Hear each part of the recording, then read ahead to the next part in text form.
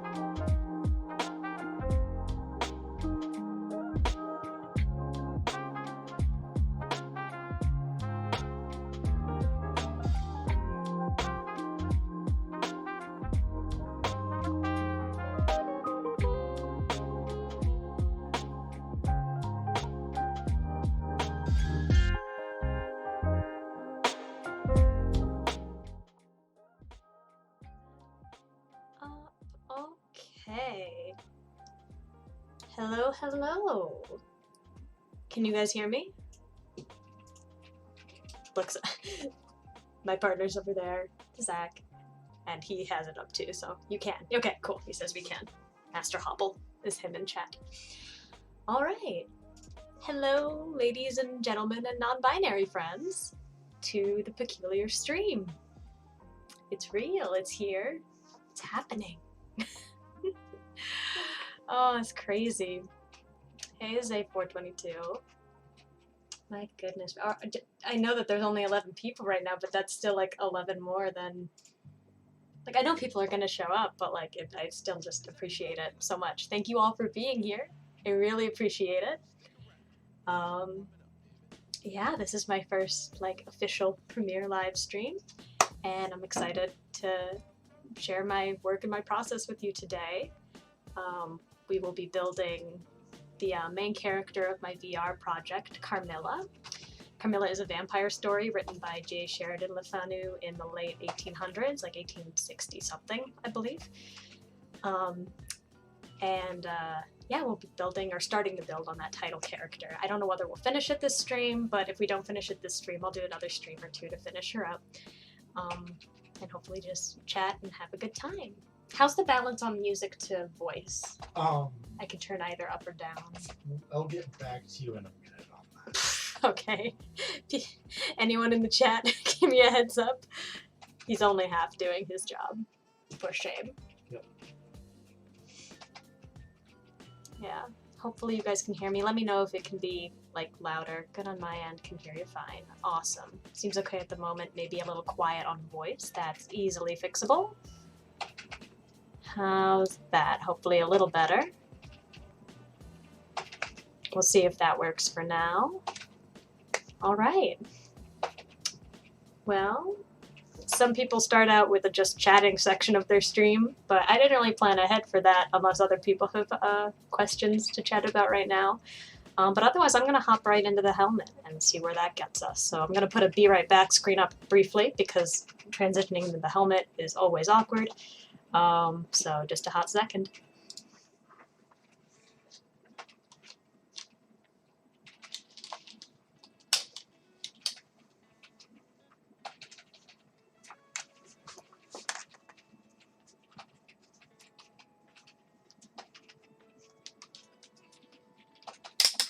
Alright. VR stream. Whoops. Here she is. You can see? One moment. Oh, there she is. Ta-da! Alright. I can see the chat, whoops. There we go. I can see the chat, in my helmet when I, hit the kind of pause button of sorts. The issue is that you guys cannot see the screen that I get with the pause button, so it may look like I'm staring into empty space while I'm checking the chat. So just a heads up there. And my music's a little loud, so I'm gonna fix that up. That's a little better. All right. So this is Quill. It's also called Quill by Smooth Step. It used to be Oculus Quill. It was Adobe Quill briefly at one point. But it's all the same program, and it is a VR painting program. So I've got every color under the sun and 1,000,001 brushes, many of which are of a 3D nature. I get some cubular since that's weird and cool. And, whoops, am I not on a painting layer? There we go. And I can literally paint around me, which is just, it never gets old. It's fascinating, even after all this time. And we'll be using this program to build Carmilla the vampire. I have face reference for her here. I'm still actually working on the tail end of developing her body, but the head's going to be plenty to do. It's honestly the most complex part for a number of reasons, one of which is that she'll be emoting So we're literally going to be building her. You can kind of see here. The reason she looks all patchy here is because I've planned out like every brush stroke. And we're essentially going to build up the muscles on her face so that I can move them around and make her smile, frown, be angry, everything necessary to put on a show and tell a story. So that's exciting. The cube. Yes, exactly. The cube. One thing I did right before the stream started, just because I had a moment and I figured it'd be easy peasy to knock out, is I've done a really rough trace based off of my character sheet. I want to call it my reference, but it's not like life reference. It's like literally just reference to my own design for the character. I traced her generally here, and I traced her profile as well, and I kind of overlaid them over each other to use as a skeleton of sorts. There are a lot of videos online of folks making character models in this program, and oftentimes they'll like have an actual photo reference and like sketch in like a 3D sketch in real life and work around that. Those eyes didn't go well. There we go. But since I already designed the character out of VR, just because that's where I work best in terms of the design phase, I brought in that reference instead, and no harm in tracing my own work. So that's what we're starting with. And from here, it's going to be a lot more like clay, almost. Like they're both, it's like half a brush stroke and half clay in that, you know, once I put a stroke down, I can also kind of shape it to a certain degree. First things first is the skull, which is going to be floating somewhere in here. Yeah, about like that. There we go. So the sphere kind of came in a little rigid, almost like low res, and I think I can add polygons so that it's not quite so low poly. Some stuff we want to be low poly because, you know, it's not a big deal, you can't tell the difference. But some stuff you would rather, I just gotta remember where this is. Actually, it says right battery is low, it should last the stream. Another way to deal with this issue, because I can't find the setting, if you make something real big, like just comically large, and then, whoopsie, shrink her back down, it keeps all of the polygons, so it stays higher res, which is really nice. Eventually I'll make it as low res as I possibly can, or maybe delete it altogether, because eventually let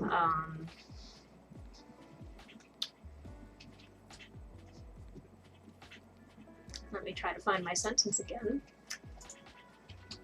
Eventually this skull sphere is going to be completely covered with facial structure, with hair, and in some cases, like, you don't even actually need that piece anymore. You can't tell the difference of it being there and not being there. But it's something for the structure to sit on early in the game. And I can toggle the wireframe. It's a much smoother looking sphere, much nicer. I can have a gimbal too to kind of... Yeah. Alright, so that's a start. Skull sphere value tone, yeah. Economics. Check in the chat.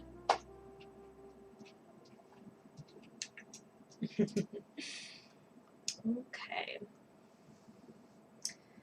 And sometimes these items are going to cover up other stuff we need to see. That's okay. I'm putting a lot of things on different layers so I can toggle them on and off as needed. Okay. I've done this with one other character before. So I'm just trying to remember step by step how I went about this without getting lost.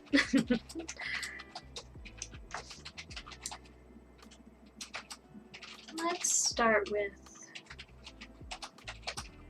Oh, the neck. The neck would be super helpful.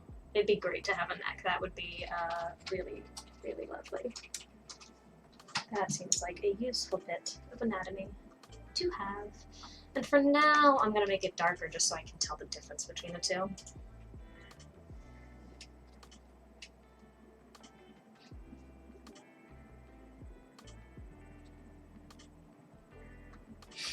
It's cool because I can paint loosey-goosey like this, but also there's a line tool, so I can paint in a straight line.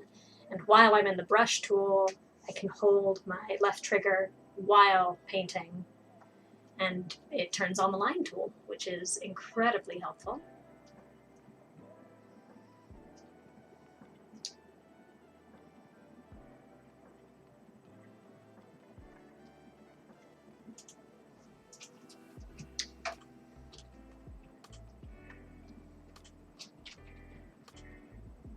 So I'm literally just using it as a kind of map.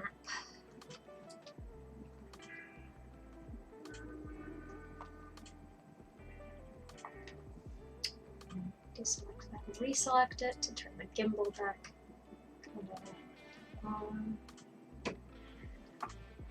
There we go. Yeah, that seems right to me.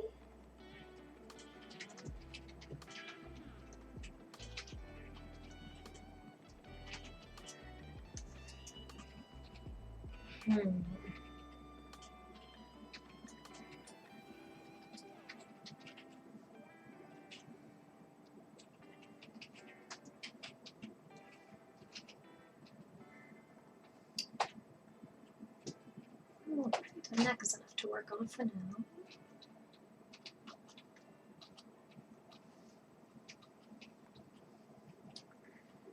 So those are both pretty major, like, establishing parts of the face. The neck and the skull. So I tend to let them be high poly. That means there's a high number of little shapes. Like each of these triangles is something the computer has to like mentally calculate when it eventually is all exported as one project. More polygons means a smoother surface, but it also means more computing power being used. So eventually you want to like optimize it so that you're using as few as possible while still retaining the look that you want. For now, these will do just fine. But now, as we're getting towards the like actual face bits, we're going to use, what do they call this? I think they call it a capped ellipse brush. So it's flatter, but it still has a little bit of thickness to it. And I'm almost going to use them like strips of clay and like lay them over the face. And that's where it kind of gets almost sculptural. For some stuff, the ribbon brush is enough, and the ribbon brush literally has no thickness. It is just a flat plane, and that has its uses too. But since these bits on the face are going to be moving, it's worth giving it a little more heft.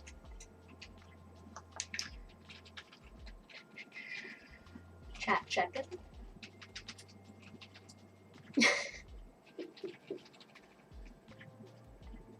Yeah, necks are weird like that. Our mod, Master Hobble, said it's weird that the neck comes out of the front side of the skull sphere and angles back. The curve of the spine is only lightly nightmarish, says Zay422. Yeah, human anatomy is really weird. Now there's going to be a little more head here once we've laid all of the bits down. But the neck really does kind of tilt back, and then the shoulders and rib cage tilts forward. Actually, if I zoom out, I can kind of sketch this out.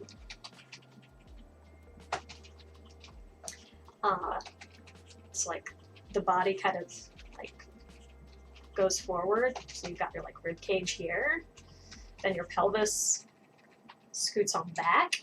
So you do have like this literal S thing going on. It's wild. Even like the thighs kind of tend to go out, like forward, and then your calves go back. We are a very strange balancing act of biology. We people. It's very cool. And a little nightmarish if you think too much about it. Okay. I'm going to stop procrastinating now and actually lay my first head bit. I can kind of use this for like reference for how big I should make certain parts, since I did literally trace from that image at that size, which is kind of useful.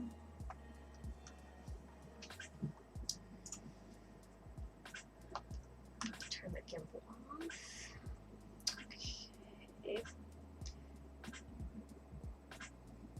So we can put this here. It's crazy how sometimes I think I've centered something sideways and then I flip it over and it's like, absolutely not. Your sense of depth is absolute nonsense.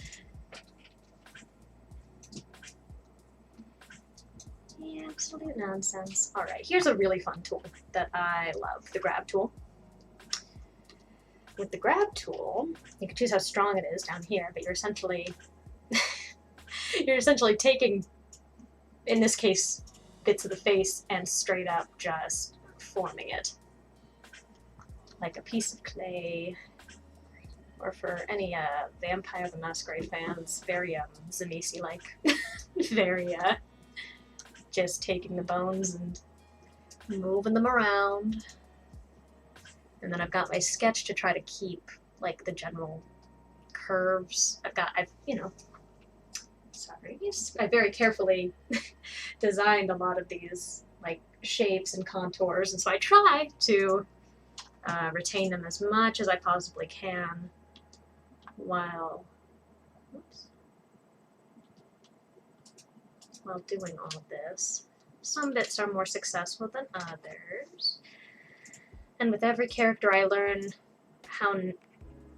how to design for this medium and how not to design for this medium, because sometimes you design a thing and you try to make it in 3D and it's like, no, it doesn't want to do that. It's not impossible, but like it's a pain in the butt, and so you learn, okay, maybe I won't do that on purpose in the future. And then other times you design things and go, that was a million times easier than I thought. I will definitely be doing that again.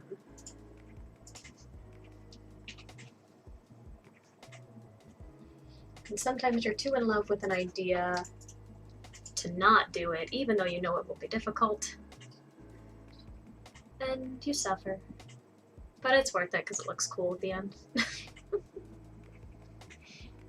like to turn the skull off so I can see the face a little better. And honestly, so layer organization is like everything in this. It's so easy to get lost if you're not careful. And in this case, I think it makes more sense for the neck to live with the skull, just because those are perfectly easy to manipulate and select separate of each other. Like, I'm not going to have trouble selecting one or the other if they're on the same layer. So we're going to merge those and then turn them both off while we work on the face, now that we have the forehead as a starting point. If anyone has any questions, I am happy to answer them, not just about the program, but like about the project, about art stuff, things you'd like to see me stream. Just because otherwise I will just keep talking about the nitty-gritty of this stuff because I love it.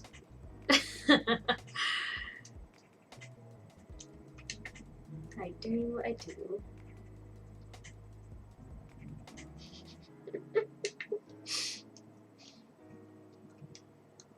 Someone's commented, you fool, you think this monstrosity has bones? To which I reply, it does have bones if I say it has bones.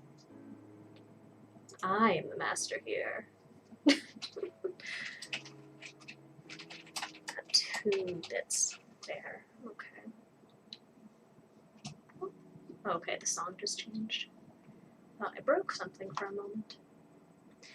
Okay, I think what I'm having trouble with is this. Should be a little further back. So this can do this.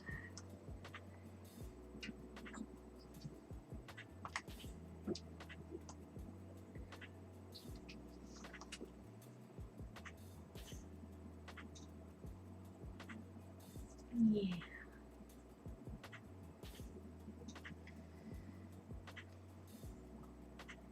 Yeah.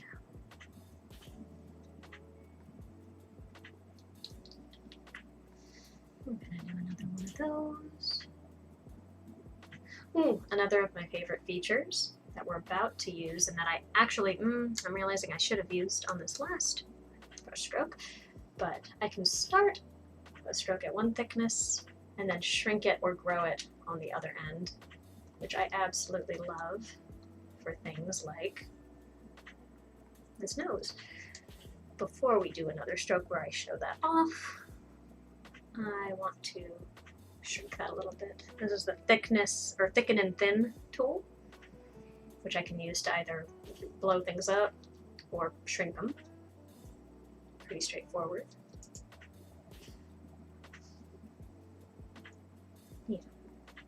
Yeah, this is gonna work.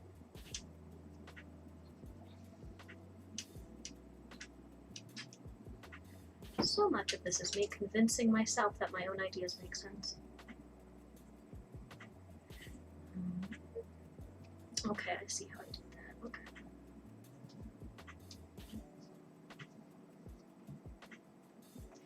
So I've got quite the pointed nose on her in a reference.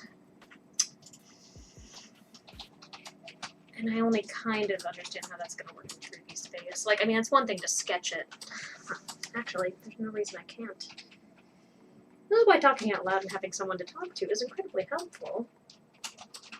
There's no real reason I can't just make a new layer. Nope, not a new image layer. A new painting layer. And I can kind of just, like, let's see. There's no reason I can't, like, get this figured out a little bit. So that's what that looks like there. Actually, what if that layer is locked? There you are. What if I scooch these forward? Oh geez, the gimbal isn't where it should be. There we go.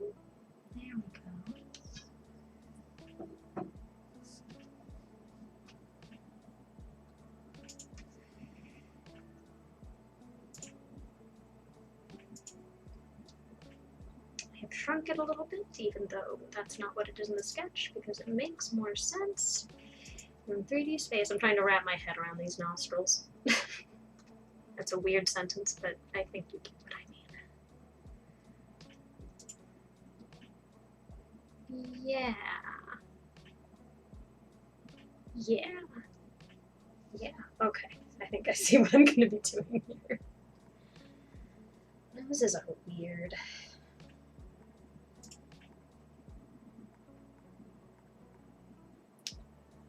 It's just that. I don't know why that's on its own layer. No, it's not. I keep getting stuff that says controller battery is low, and I'm out of batteries in the house. You try to cover for everything, but I didn't realize this until right before the stream, so fingers crossed. It should be fine.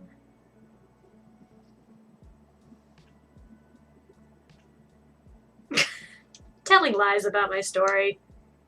Zach.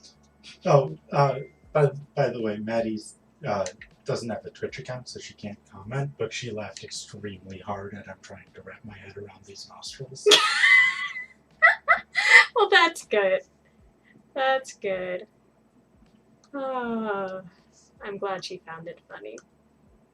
It is a silly sentence, I will admit. I will admit.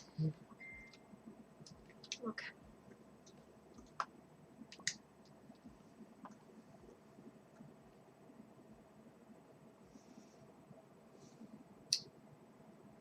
How did I do this?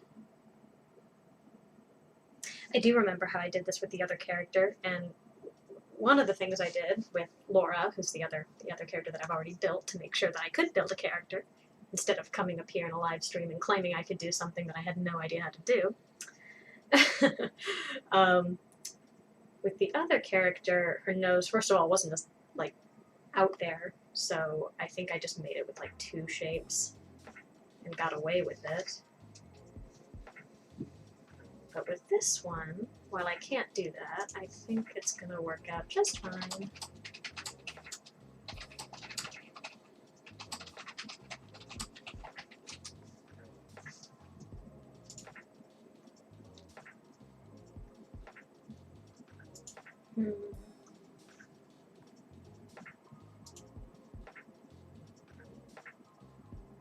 Gonna make this work. And right now I'm kind of trying to fill the nose out, keeping in mind that like this bulbous end will be inside the face such that it will not actually be seen. So it shouldn't be an issue in the end.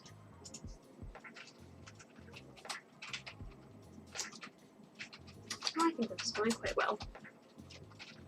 It looks silly right now, but I think it's going quite well. Where's that sketch go? There we go. Yeah, see, you can kind of see how it's starting to make sense. I'm gonna wait on the nostrils till we have more like face structure going on in here though, which means she's gonna look funny for a little while. As if she doesn't already.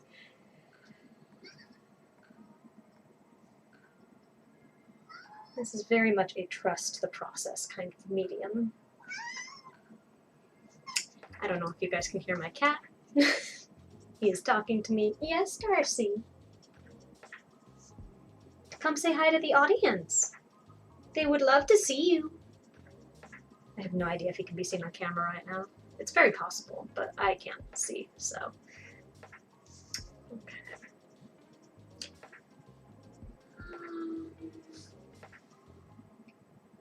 I'm thinking. I don't know what I'm thinking. No, okay, I do know what I'm thinking. There's a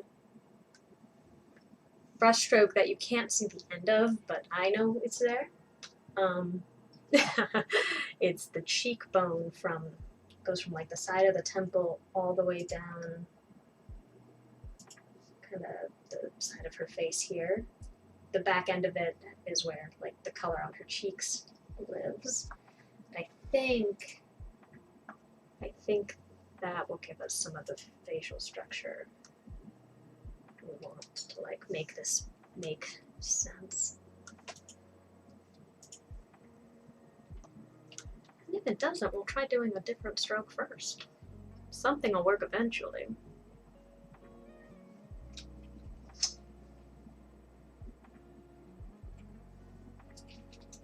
Not happy with this.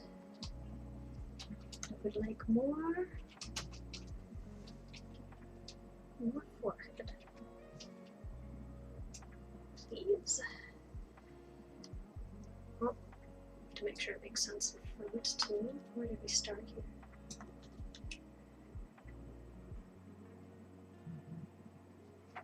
There she is. Because that forehead muscle wraps all the way around.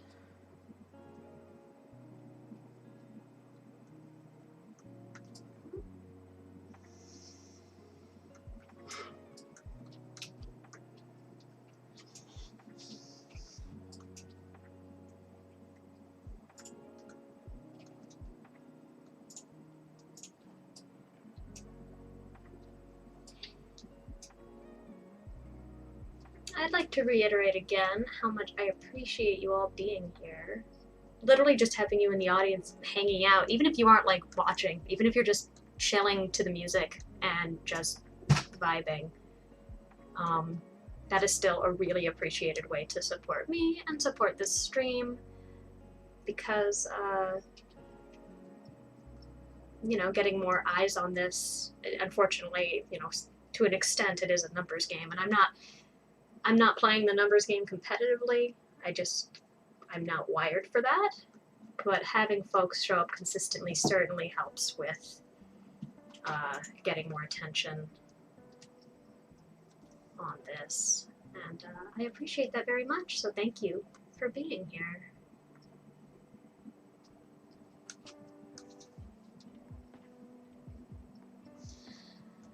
I'm sure you've all done this where you're either working on a paper or whatever, and you start tweaking a thing, and then you realize that you've been tweaking the thing without actually thinking about why you're tweaking it anymore.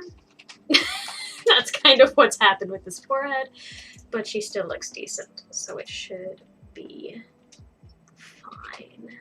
Should be just fine. Yeah. Oh yeah. My eye look, yes it is.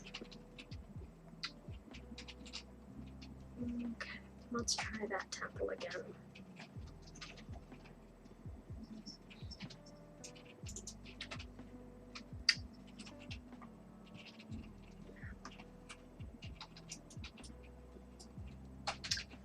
What is it that doesn't feel right about doing this next?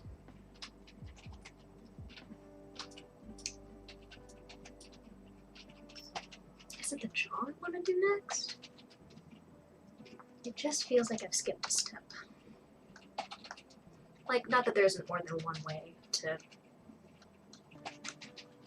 I wanted to say skin this cat, but then, like, I have cats, and that felt uncomfortable, because I know he's watching. But, you know, more than one way to get this finished.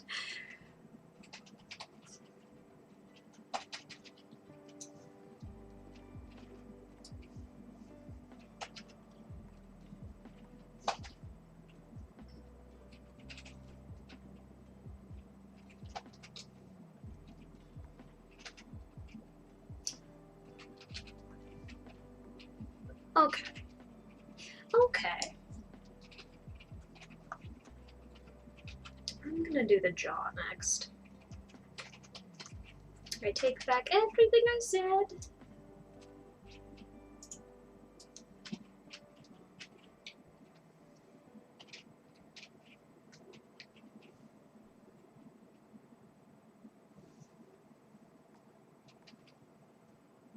Grab that. Try to get the curve and profile first. Yeah.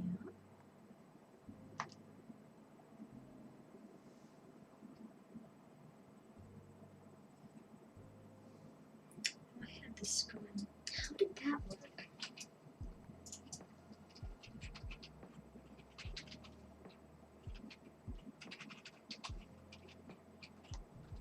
Okay, no, I think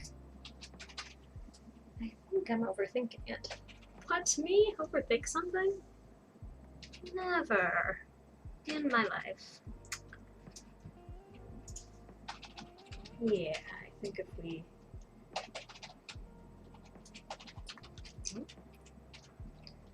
You gotta make the selection nice and big when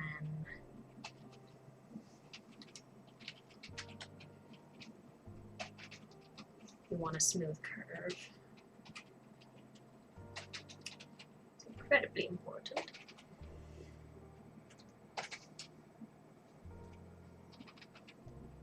Interesting. Okay, I think maybe I want this further out, maybe not.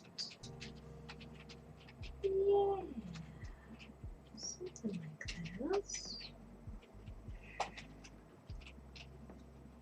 Like that. Well, I was gonna say this got a little sharp, but I'm not sure I dislike that. She's kind of a sharp character.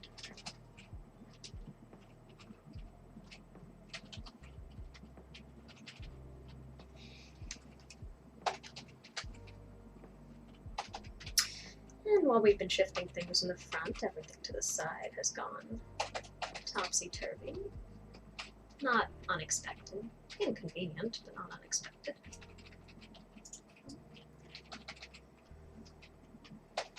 It's important to remember to shift things like forward to back to try not to change the stuff you did in the other direction. I don't know if that sentence made sense.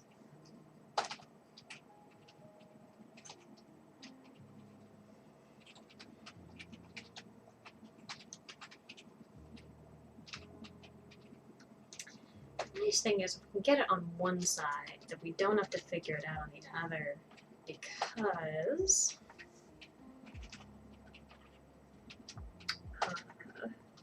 because we can mirror it. The mirror tool can be kind of like shifty and tricky in this program, but I find that for individual brush strokes, I can usually get it to work.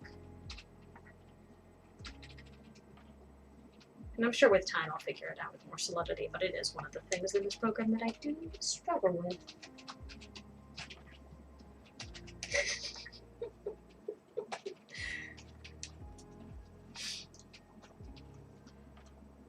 I'm scaring Zach with the terrors of human anatomy.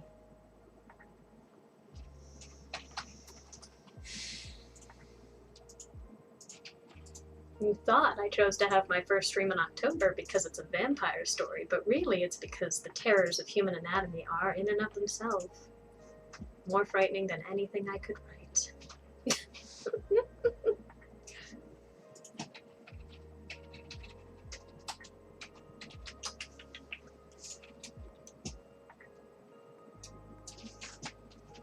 A part of me has an urge to, like, apologize for all of the sitting and staring that I'm doing as I go stroke by stroke, but also I can't apologize because it really is just genuinely how the process works.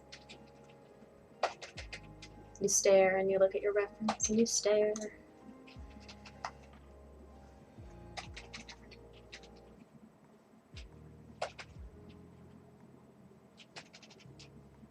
Oops. Sketch back.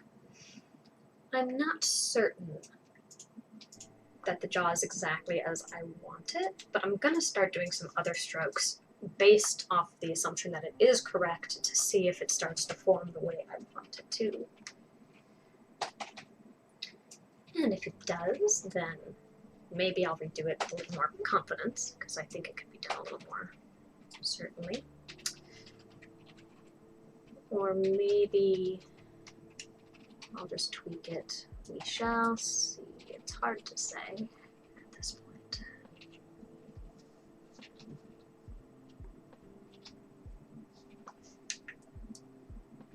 Goodness, time flies. It's already 7:40. Thank you all for hanging out.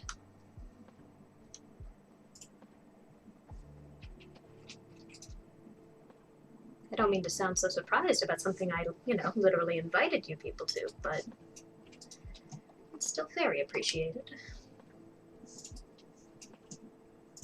Right.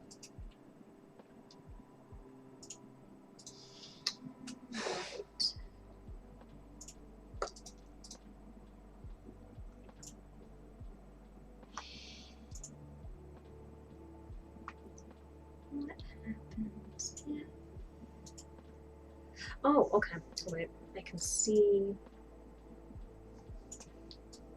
So I know that this cheekbone thing goes across, like above the cheekbone sketch mark that I have there.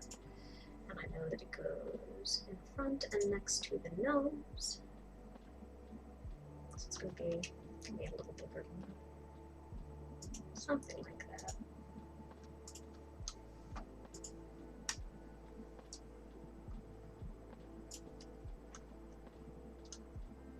Let's see if we can't. Oh, no. I was on the thickness tool. I wanted the grab tool. So those are different.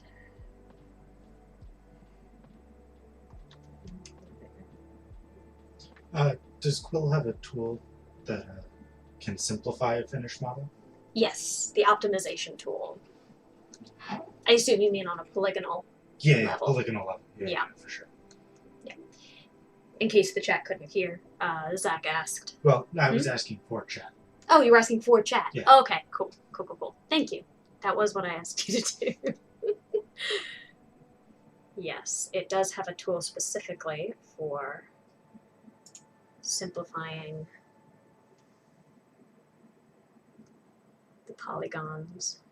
You can choose like how strong you want that simplification to be. It's very useful, very cool tool. I will be happy to show it off after I'm done over contemplating this cheekbone.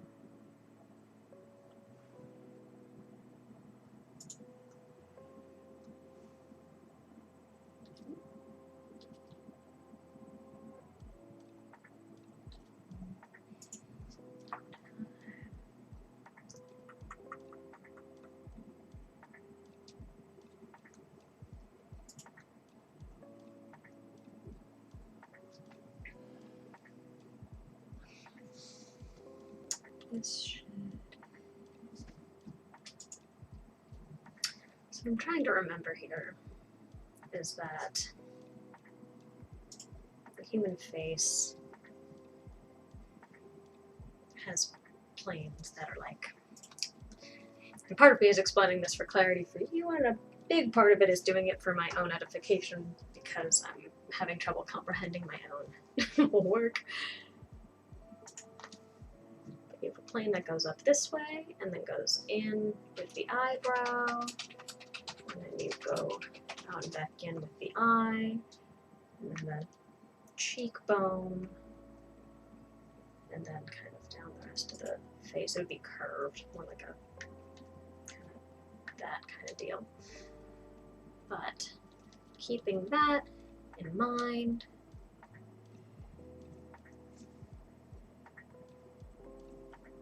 I need this plane.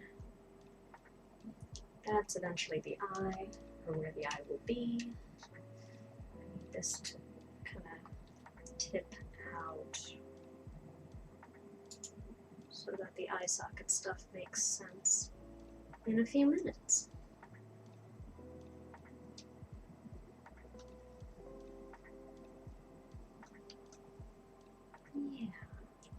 Yeah. I knew the whole time, guys.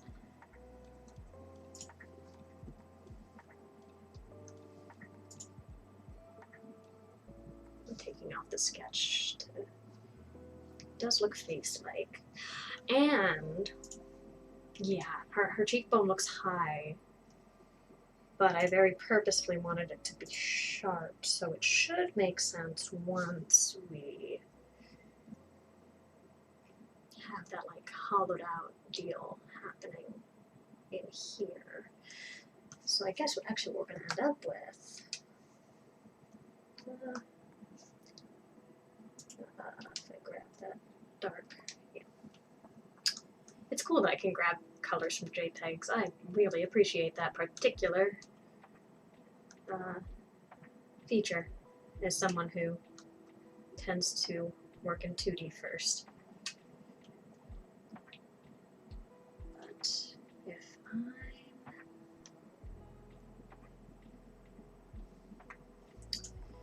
the inside of her cheek, which I don't think it's the time to add this yet, but I'm just seeing how it might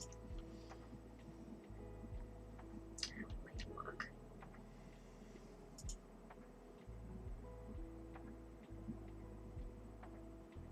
I want it to... What do I want it to?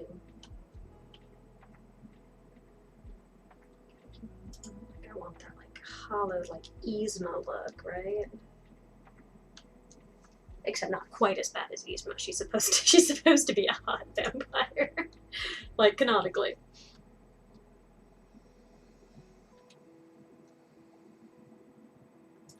So is that gonna look right?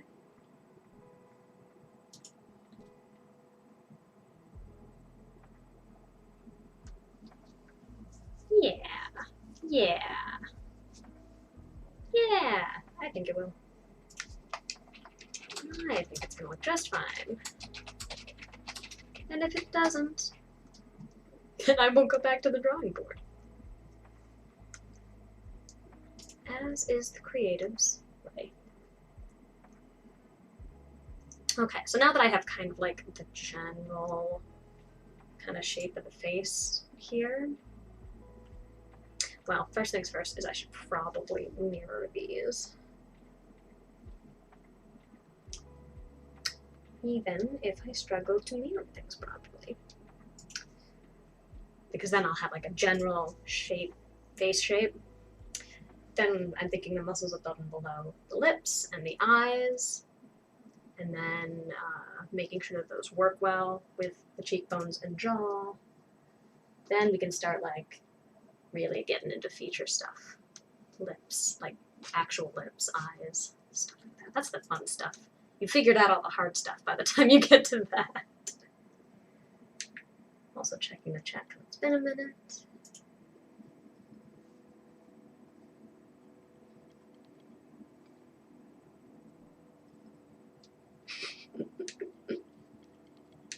Wait, can Lizzie what? Oh, can Lizzie see the chat? Lizzie can see the chat, but she does have to like pull up the virtual desktop screen, which usually ends up with me staring off into space arbitrarily, and that probably doesn't look visually great for you guys. Mildly confusing at best. Oh, okay. Right, I remember what needs to happen here. Okay. So I put the paint object on its own layer, make it the transform object, which I think makes it like the main focus and space on that layer. Then I can flip it on X, Y, or Z. Whoopsie. The problem being, okay, so right below me is the origin, and then I sometimes mix up where X, Y, and Z are and which way I'm facing. But, you know, when in doubt, press buttons and see. Oh, whoops, wait. I need you to undo that. I forgot to duplicate it first. We do need... Oh, come on. Okay, I forgot about this bug. There's a specific little... Oh, I see the comment from... Hello, Professor Prince. It's so nice to have you here. Professor Prince was my drawing professor in college. How intuitive you are. The tools as you construct the three-dimensional face. The tools are incredibly intuitive. Right now, the program is short-circuiting because I forgot that when I use the mirror tool wrong, the program doesn't like it. So I'm going to shut the app. Yes, quit the app. I'm going to quit the app and pull it back up. So just give me a hot moment. The stream isn't going down or anything. But the program itself, Quill, is incredibly intuitive once you get the basics down. It takes some adjusting just to get used to having, well, first of all, just having full locomotion. Whoops, where am I? Library. Sorry, one moment. There it is. Can you quit that app? And hop back in. Some of our work may have been undone, folks. But I think I did it. Oh, recovered the scene, please. It did! It recovered the scene! Hooray! We love that. Okay, to answer the question about intuitiveness without simultaneously trying to troubleshoot now. Yes, it is intuitive. Initially, it's weird having like all of this kind of forward, backward, all around you locomotion availability. You find yourself when you're like sketching something out to be like tilting or pushing the drawing at almost like an angle. But as you adjust to it, whoops, it becomes really, really freeing because you can look at it and move however it is that feels right to you. Make it as big or as small as feels right to you. And everything that you need to do is just like a small gesture away. And then they recently added, which I love if I can find it. No, that's not the button. the cheat sheet. So I've got a button, it's like, so I got a pause button on the right hand and then the equivalent on the left hand. And the equivalent on the left hand brings up this wonderful page with all of the more kind of advanced, but still really commonly used actions. And I love that I can pull that up wherever, even if I'm like weirdly inside a model and, you know, surrounded on all sides, I could just like, you know, put it wherever I need it, at whatever angle I need it. So incredibly intuitive and incredibly good tutorial support for this program. And it's free, which I love. Smooth Step, which is the company that owns it now. It used to be owned by Oculus, then it was owned by Adobe, and now it's owned by Smooth Step, who I think is this company dedicated to giving free and open source access to VR tools to as many people as possible, for the sake of the, you know, creative community, so that hopefully VR art can thrive as it becomes more openly available financially. So this is entirely free. You know, it's only the price of whatever headset you use, which last time I checked it was only usable on an Oculus set like I'm using, but I think they were working on like PSVR compatibility, so I don't know. It might be available on more than one device at this point. I know that that's something that they would be interested in doing, so hopefully that answered your question. That was a lot of information. I just got really excited because, man, it's just a cool program. There's so much you can do. How much for the equipment? Right now, prices for headsets are kind of all over the board, especially since Meta, who owns Oculus, they're not going under, obviously, but they have been having a lot of financial issues, losing a lot of money. But I think the Oculus set is still somewhere in the realm of $299, like $299 or $399. Steam is known for having a really good headset, but I think theirs is closer to like $1,000, so that's definitely more on the pricier side. And then the PSVR headset, I think the new one that's coming out soon is supposed to be in the same general realm as Oculus, so I think $299-ish. Yeah. So we're getting into a more affordable realm, but it's definitely not like cheap yet by any stretch.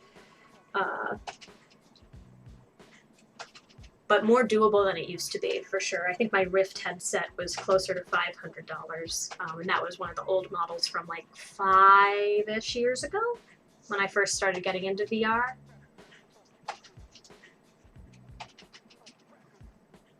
Okay, let's try to mirror this again and not make any mistakes, because if we make any mistakes, the for some reason the program explodes. Not actually. I mean, like, yes, actually, but it's not supposed to do that. I'm not sure if it's Quill's fault or my own, honestly. Select.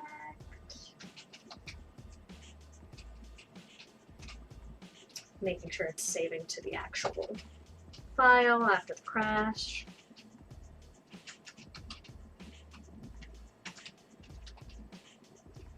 Yeah, adjusting to 3D space is kind of the hardest part because you're not anchored on anything when you're flailing your arms around in the air. So it feels very strange for a while.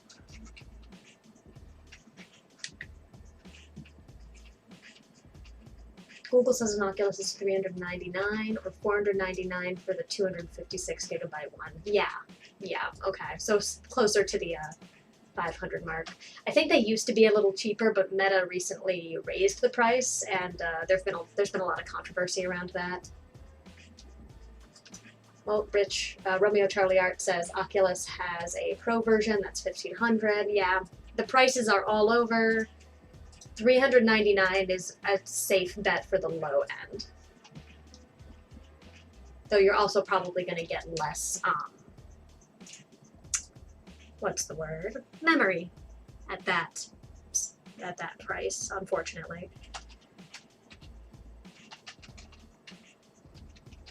Not to mention that if you're motion sickness prone, it can take a while to get used to, and I know I'm motion sickness prone, and it took quite a while, and sometimes if I take a long break, I still have to readjust to the helmet experience.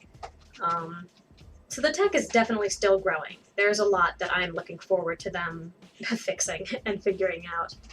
But at the same time, it's very exciting because it's not entirely fully developed yet. You know, it kind of feels like cutting edge, like it's still kind of the Wild West for this particular medium. Which is another reason I'm really excited to be streaming it and sharing it with all of you. Because I don't think a lot of people outside of like the very kind of like hardcore VR people, you know, folks that have like however much money to drop on it on a regular basis and stuff, necessarily get to really see what it's capable of.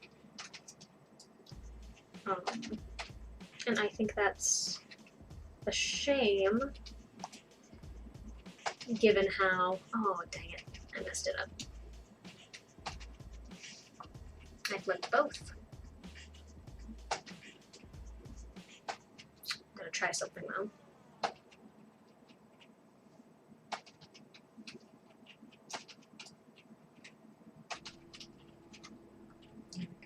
Flip it back. Haha! Success. Managed to flip it back without making the program explode. Love that. Keep having to scooch back because there's a sort of grid that shows the edges of my space. You know, like whether or not I'm about to hit my computer screen by throwing my arms around. So every so often I get a message saying, hey, be careful. Don't throw your stuff across the room.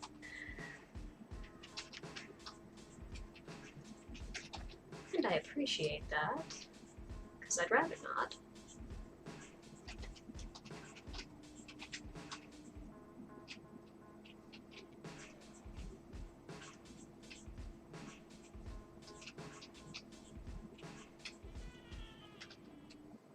Whatever the case, at least I know I have two mirrored pieces at this point.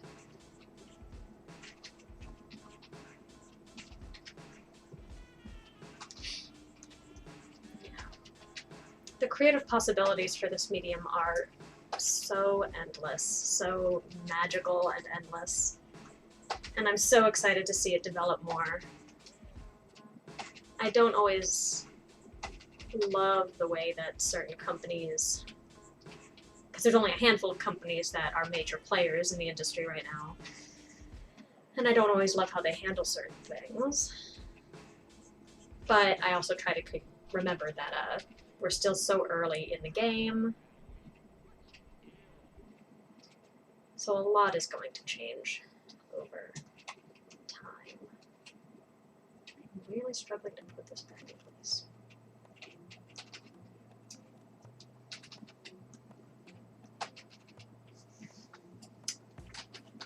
I like the skull. Oh, no, you know what? Yeah.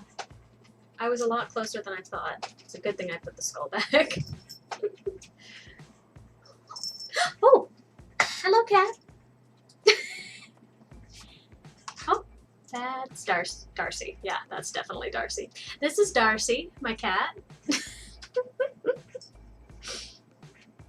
I can't see you, sweet boy.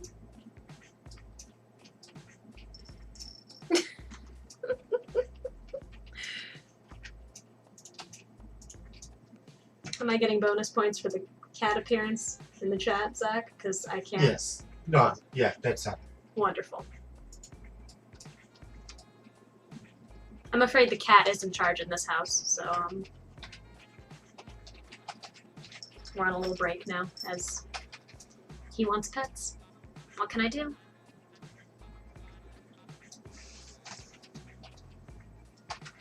I can't push him off my lap, that's illegal. Not allowed. He's a sweet boy.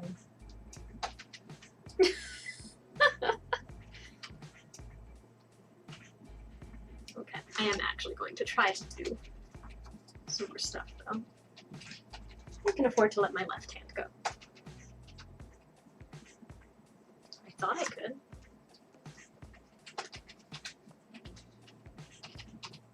Are you gonna go? Or are you gonna settle in? It's hard to tell. And tricky to work around you. Okay, there we go. Got the other jaw piece. Excellent.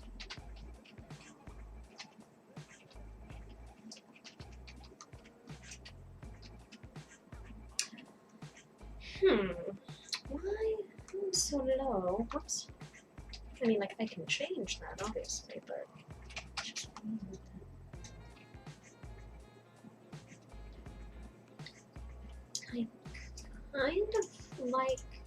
I kind of like this angle better, even though I know it doesn't quite match the drawing. So I might just...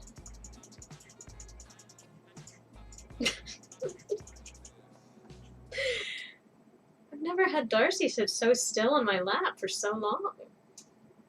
He must be determined to get my attention. I have never known him to be so patient. Are you jealous? Are you jealous of the helmet?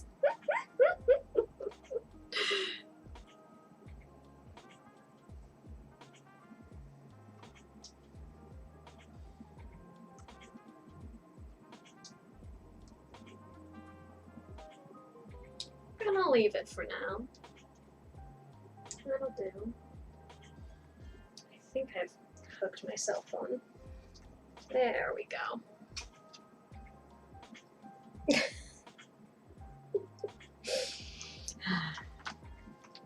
Oh my gosh, you are so... Why are you so comfy? I mean... So this is just very unusual for Darcy to, just sit on my lap for an extended period like this.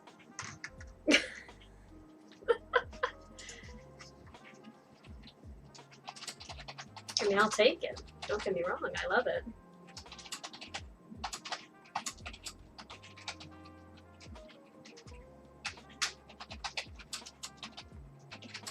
It's over here.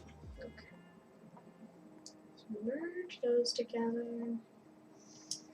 Then get that on its own layer. Then... Did you catch Prince's question? Axes? No, I did not. Let me see. I noted that you created a conceptual XY axis where you intersected the edge of the plane coming at you straight on or to the side. Could you add additional cross-contour lines across the face to give you more anchor points for the virtual skin you are applying? Yes. Yes, I absolutely can. Yeah. I've been kind of doing it a little bit here and there when I've been struggling with, trying to get the X and Y planes to make sense together. So I've occasionally gone in and... Oops. Make sure I'm on a layer. Is this a layer I can sketch on? I believe it is. Oh, there we go. Okay, so I've occasionally gone in and kind of like, usually I want to turn that off. Tried to sketch like where, cheekbones and things might be. But generally, I also find it easy to lose little sketch lines in, well, as long as I keep it onto this layer. I'm fixing my own issues with that tactic as I speak about it. If I keep it on the trace layer. Yes, the answer to your question, Professor, is yes. Yes, you can kind of sketch in contour lines. It's tricky because you have nothing to anchor your arm on, and like I said, drawing in 3D space is a really tricky thing. I would love to see, given your beautiful cross contour lines in your own work, I would actually love to see what you would do drawing in this particular space, because it's tricky, but it's also incredibly freeing, which is why it's almost why it's tricky, because you've got so much space to move and kind of figure out exactly how that stuff works. Actually, it might even be better if I sketch this in, because she's got such sharp cheekbones. I wonder whether I should just sketch this stuff in more sharp, even if I don't make it exactly that sharp on the whole. Kind of working.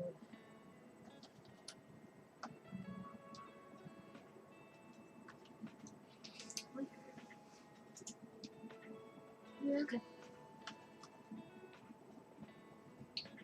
Very much feeling it out as I go.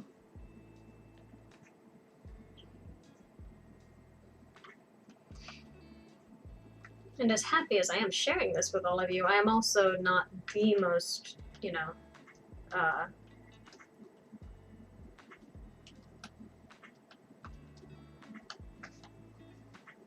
what's the word? Fluent in the program. I mean, certainly much better than when I started this project, and getting better all the time. But the comfort, the comfort level so many artists have found in this space, like Goro Fujita's, one I highly recommend checking out, is incredible. Sketching in this space is definitely a skill all its own. Oopsie.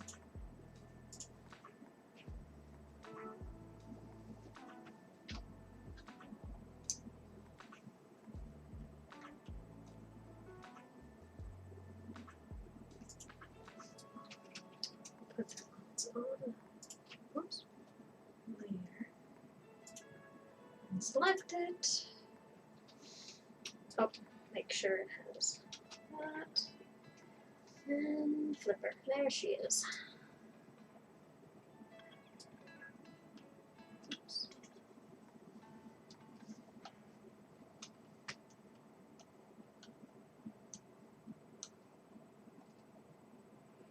She's starting to make sense. She's getting there.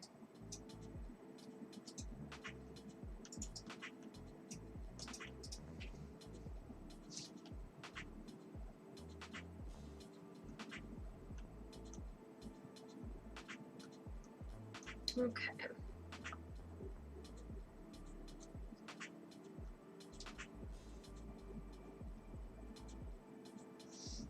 Another question from Professor Prince. Let's see. Do you have the ability to work with default shapes like spheres, cones, and three-dimensional squares that could be piled together and rendered on top of? Yes. Yes, yes. Sure. Let me deselect that. So among the brushes, we've got, let me turn on wireframe and put on a lighter color so you can see. We've got the sphere brush. Whoops, wireframe please. There we go. You can make spheres. The bigger the sphere, whoops, let me zoom out so that, the sphere's bigger than I can handle. The bigger the sphere, the more polygons, the smoother. And so you're making something really big and shrinking it is a great way to get much smoother shapes than you might get if you've got a teeny tiny brush. So shrink this guy way down and then zoom in with it. It keeps all of that information and looks smoother, which is cool. Then we've got brushes, a cap brush, whoops, round cap, one side's got more of like this razor edge, and the other one has like a flatter edge, which is genuinely like useful for some modeling using one side or the other. Your ribbon brush is just flat, plain. Cylinder brush, cylinder cap with a similar edge thing going on.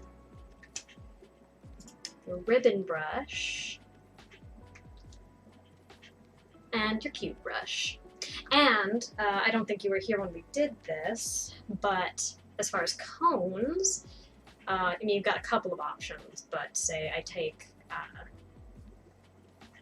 this cylinder brush, I can start with the brush at one size and then shrink it on the other side and then decide how big I want that, which is lovely. It works in the other direction as well. Start super tiny and then get her big. And all the brushes are capable of that. Super helpful for line work. When I'm like on the more final render, I try to get a lot more character in the lines that I put on top. So that's a really helpful tool. Also, these are twisted, but I think I like where this one's sitting better. Maybe not. But anyway, so that's the answer to that question. And it's also really good for reference. I've been using it for environment art to like set up just basic cubes of a building and stuff. Getting the perspective that I need, getting the shot that I need, so I can like, literally kind of concept out different, what's the word? Compositions. There it is. I can concept out different compositions, like get, you know, kind of photos of my basic geometry from various positions. And it's incredibly helpful as a reference maker tool, as well as just a creative painting and building tool.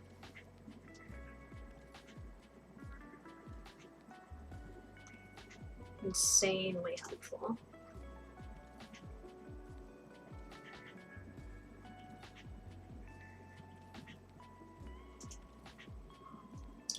Let's see. Right.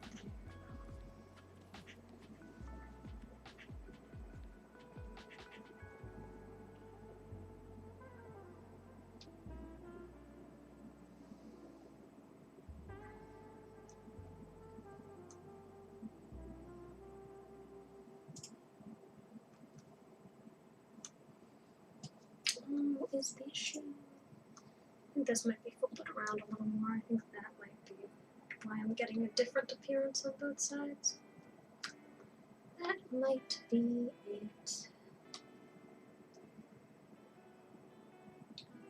I know there've got to be ways to use the mirror tool as a way to get like perfect symmetry,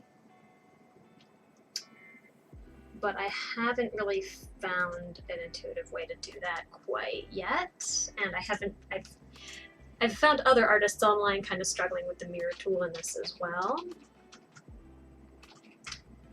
So I'm going to keep playing with it and see if I can't figure it out with time. You know, not that one's models have to be perfectly symmetrical on both sides to be functional, but it's useful to know how. That way you can make your imperfections designed instead of incidental. At least most of the time.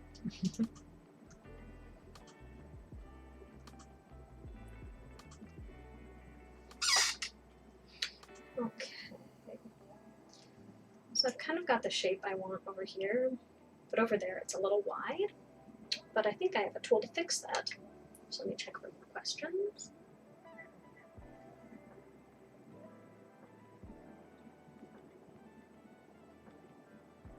Oh, yeah, Zach is correct. If I stream any castle building, which I inevitably will eventually, you will definitely see a lot of that.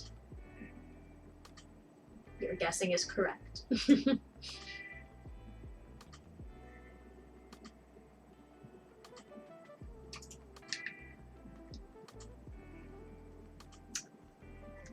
Ugh, I appreciate everyone who's stopped by.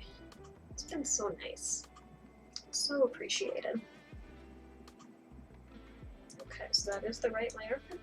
So I have a tool called the nudge tool right here.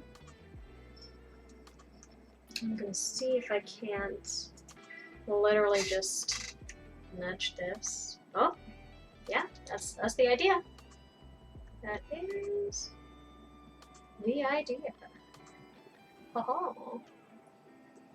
Oh, so for those interested, as I'm thinking about, like, you know, ways that this tool is used and other folks who also use it really well, the major inspiration for my project, besides Carmilla, the story itself, is a VR experience. I would call it like a VR comic, basically, by a man named Daniel Martin Pei. That's MARTIN-PEIXE. And he created a project called, what's it called?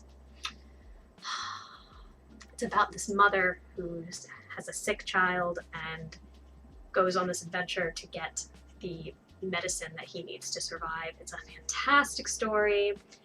It's on the tip of my tongue. The Remedy. The project is called The Remedy. And if you look up The Remedy on YouTube, there's probably a number of people who play through it, that you can see what it looks like, assuming you don't have a helmet. If you have a helmet, oh my gosh, just do it in the helmet. Like, access it in the helmet. It's amazing. But he tells this story, this action-packed, emotional short story, in what are essentially VR, you know, completely immersive comic panels. And it's so brilliantly done, and I'm trying to achieve not the same thing. I'm not necessarily trying to give it the comic vibe that has, but the same kind of emotional, guided experience. It just feels so natural going through that story and that project. My hope is that when people approach the castle for Carmilla, they feel similarly guided, like it unfolds in front of them in a very intuitive, accessible way, an immersive way. That's kind of the goal with all of this, is to create an incredible experience, hopefully even like a fraction of the quality of his. It's so good. He does such a good job. I'm very excited to attempt to reach that level of quality without the funding of Oculus, because he worked with Oculus to do that. And so cool. So cool. So very, very cool. The head shape is looking more or less the way that I want it to. Yeah, I'm pretty pleased with it. So next I'm going to do the muscles around the mouth, which are essentially, pull myself over here. The muscles around the mouth are literally like, they sit around your mouth like this, like literally the size of, like between the bottom of your nose and the lip. At least, you know, they functionally do as far as a character model that you want to be able to move around is concerned. So these two muscles are the ones we're doing next. So let's do it. Where are we on time? My goodness, almost an hour and a half. It startles me how, like, when you're having fun, I mean, yeah, when you're having fun with these things, the time does just fly. I was so nervous when I initially decided to start streaming, like how I was going to fill an hour, let alone multiple hours of content. But the more I do it, the more I'm realizing, oh yeah, no, you just chill out and do the thing that you're here to do, and it feels pretty natural, really. It's about the right size.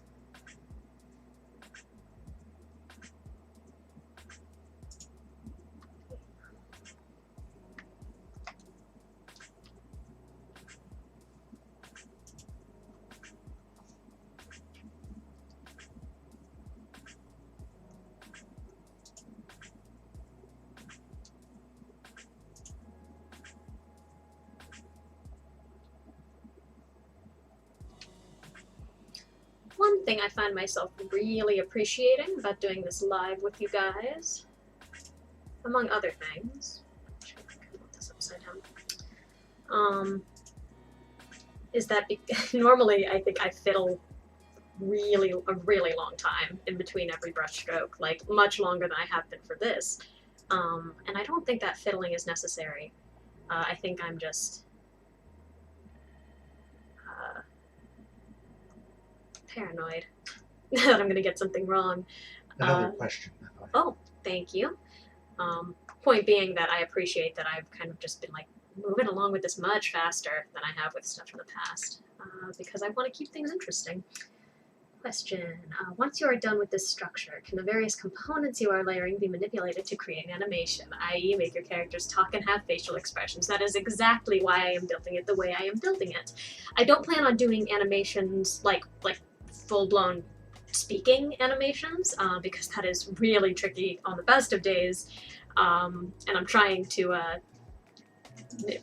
not keep the scope of this project doable. Right now the goal is to do 2 of the primary Act 1 scenes as a sort of demo that I want to release as, a playable thing. It will also be a portfolio for hopefully some gaming industry gigs. And that alone is pretty big in scope, but eventually I will do the entire thing. The whole thing is written. I've written the whole script. But your question being, can it be animated? Absolutely. That's what a lot of these tools over here are for. Literally, you can do frame by frame. You can do in-betweens. There are tools for everything here. You can even add your own audio, which I will be doing as well. I need to figure out audio and music because I want to get the atmosphere just right. Yeah, it's a big undertaking, but what I love about this software is that it does make it doable. Like, yes, it's a lot of work, but it is, it's far from an impossible amount of work for one person with the power of this software, which is just amazing, just mind-blowing. So yes, that is exactly why I'm building it the way I'm building it. And I do want complex expressions is the big reason that I'm building it this way. The experience will ultimately be, the best comparison I have is that project I mentioned, The Remedy. His characters don't really move fluidly, but they move in almost like an animatic, a comic or an animatic. The most action-packed parts I would compare to an animatic for an animated show, whereas the quieter bits are more comic-like. And so I'm hoping to find a middle ground, kind of like he did, where I'm not trying to attempt a wild amount of animation, but I do want the characters to have life to them, to feel like they're there, that they have movement. Yeah, that's ultimately the goal. Yeah. But this thing is capable of huge amounts of animation, which is awesome. Actually, my favorite my favorite way to animate for really small projects, the reason the grab tool is my favorite, I was going to show this off earlier, but I forgot. So say I've got a lovely little stick person.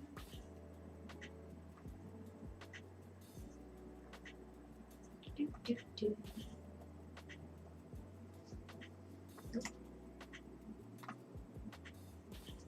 Oops.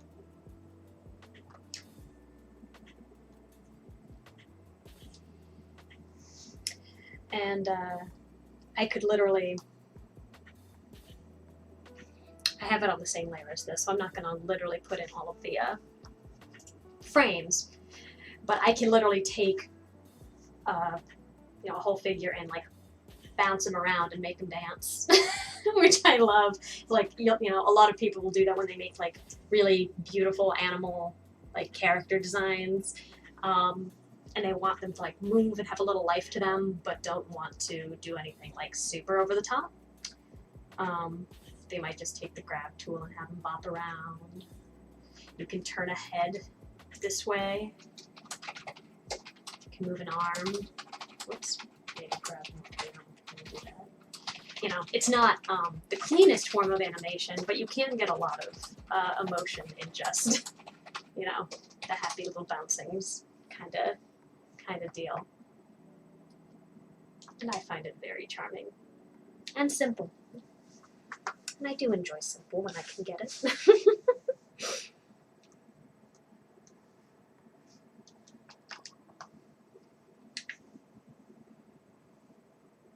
Yeah, look at that little groovy guy. He was groovy. Yeah. Zach pointed out that he could see a very subtle breathing animation being effective with just that tool. That is exactly the kind of detail that tool is really good for. A lot of people, I say a lot of people, like it's a massive community, but like there are like a number of artists that I've seen who do VR paintings. These really beautiful, like surreal, all around you kind of VR painting experiences. And the animations in that are often just like these little swayings here and there, right? Like it's a little bit of movement can do a whole lot. Another really easy one, actually, that I really enjoy.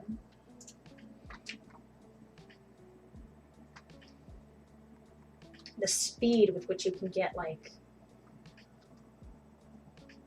a weird bending like tree.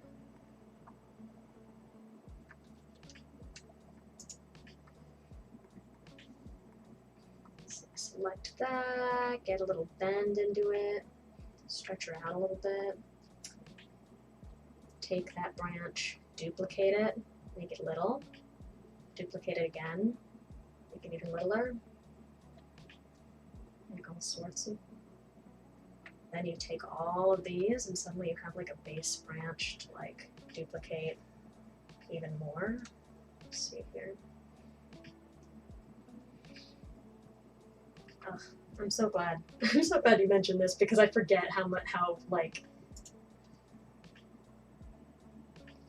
the little high I get from little duplications like this. Just seeing it kind of come to life is crazy. And these are just simple, simple cylinders. And then take some green, get some foliage up in there.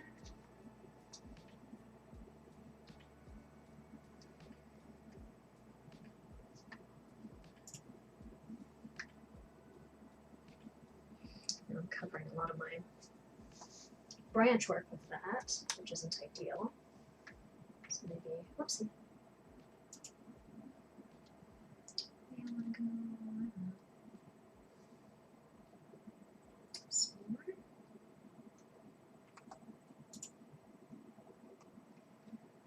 I don't know, I'm just playing now. Getting distracted from Carmilla, but I'm having a good time. So you can kind of go in either direction. Okay, oh my gosh, okay, there is one form of animation I want to see if I can remember how to do it real quick. So of course you've got like, you take the grab tool and you let your tree sway in the wind, right? And that's awesome. We love that. But also,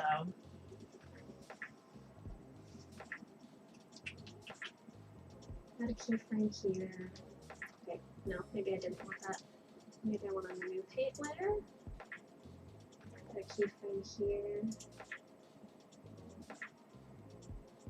And another like here. Okay. And then I can, 9 seconds is actually quite a bit, I'm realizing. But yeah, so it plays the selected amount, and oh, no, I wanted to play the selected amount and just repeat it. Because the idea is that it plays these keyframes over and over again. How do I do that?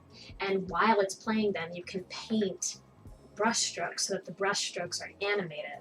And it's a really great way to do falling leaves with the flat brush, or like little butterflies, just these little flitting things of color. Oh, it's so cool. I would love to remember how to do it. Set range start to current time. Set end range to current time.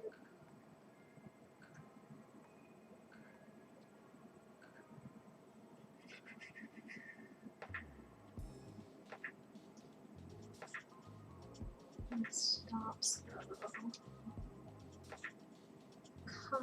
Copy selection to current. I'm sorry, this is entirely off topic, but I'm determined at this point.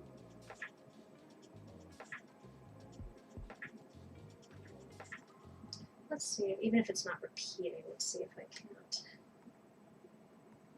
Here's the flat ribbon brush.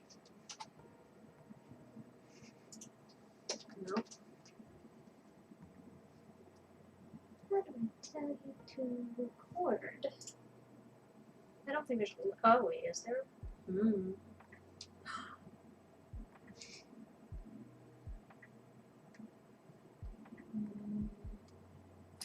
That's not what I meant to do, but no, I just had it show up on one frame. That's not what we wanted. Oh, maybe I'll have to show this off next time. It just looks so good when you go back and do it. I think I'm gonna have to do it next time. I will relearn how to animate. I haven't been doing a lot of it lately because I've been model building instead. But yeah, that's some of my favorite stuff with animation. I will review my animation quill skills, and we can go into more detail on that in a future stream, because it is just a fun way to play around. Oh, thanks for coming, Professor Prince. I really appreciate it. It was really nice to have you here. And thank you for asking so many good questions. Oh, my cousins are here!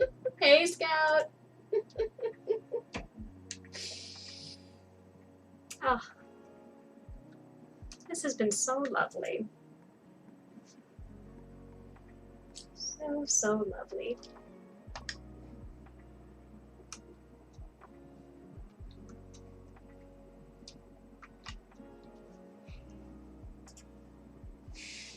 I can't be the only one who's experienced this, but like, leading up to this stream, I was so nervous because, I mean, you know, ever since COVID and 2020,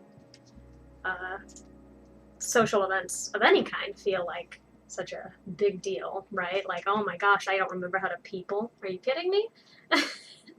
I barely do that anymore. So there was a little bit of nervousness leading up to the stream, but at the same time, when you're having a nice time in a social setting, I just feel such a particular sense of gratefulness. Because, I mean, first of all, it just feels more rare than it used to. Maybe it's not actually, maybe it's just, I missed it for a year, right? And now I'm hyper aware when I haven't socialized in a while. But also just, like, it is lovely when you're having a nice time with a group of folks. Even when you're introverted. And I am introverted.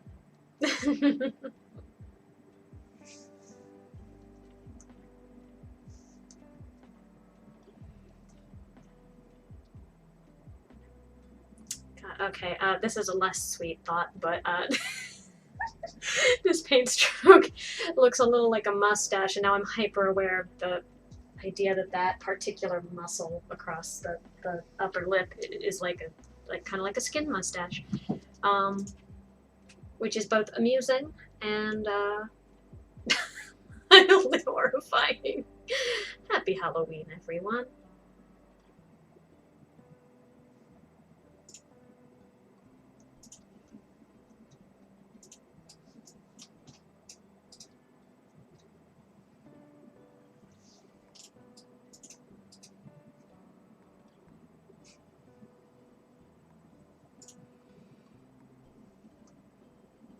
Yeah, so many folks showed up for this today, and I appreciate that so much. Maybe it's the lo-fi music making me all chill and emotional, but I stand by it anyway.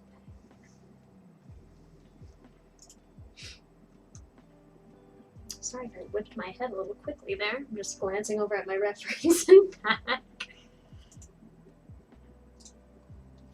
I don't like the way that I did this. Let's try this again.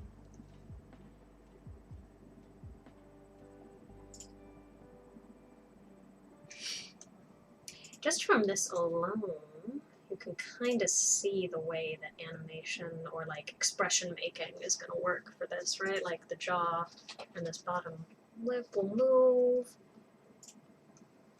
Yeah, kind of neat. Kind of pretty cool.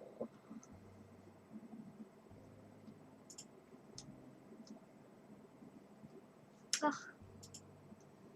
I know I, of all people, should not be surprised that it looks like a face, but, like, I do get a little surprised every time that, like, this weird face puzzle comes together to look the way it's supposed to.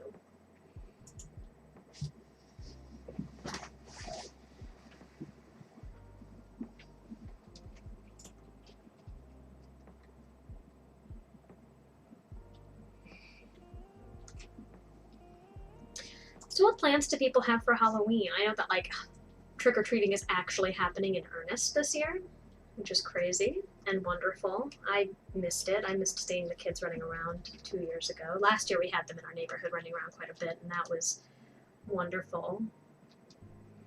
But what are y'all up to? Scary movies, or...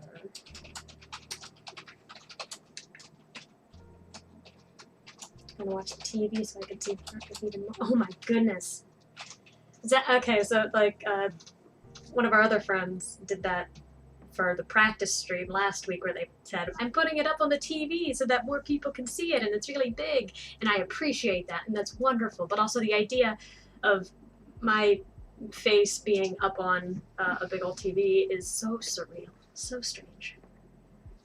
This is a strange place to tell you, but I have a specialty. Oh, do you have to go? No, but on Halloween. Oh, on Halloween! Oh, awesome. For those who don't know, Mod Master Hopple is my partner, Zach, who is literally right over there. So, yeah, there he is.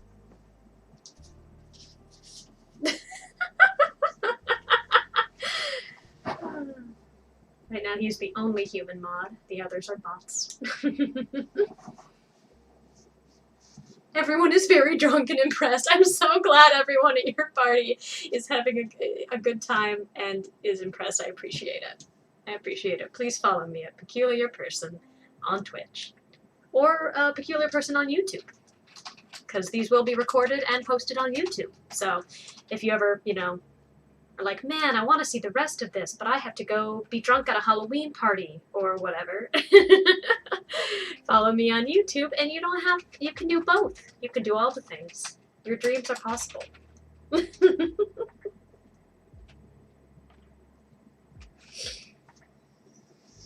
We got face muscles. Also, I just want to take a moment to turn off the wireframe and just see. Yeah, it's looking pretty good. There's a little bit of like a bump there that I'd like to get rid of, but otherwise, I try to be really particular with the wireframe so that when I turn off the wireframe, the brush strokes get pretty like soft looking, and so there's usually a lot of wiggle room in terms of it looking quote unquote right. Unfortunately, I think that's paying off. which we love. Checking time. Yeah.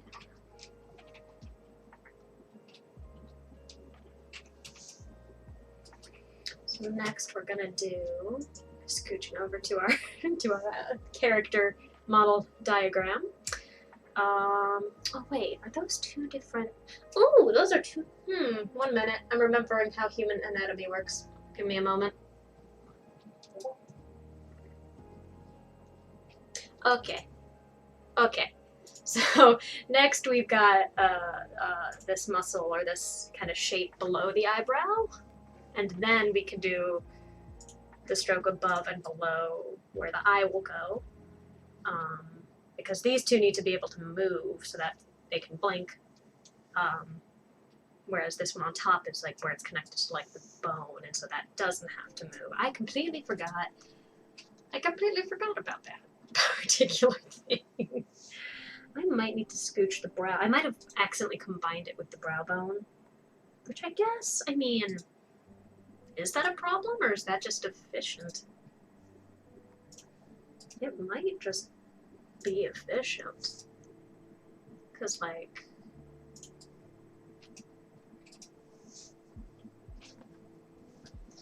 I mean, fewer pain strokes is fewer polygons.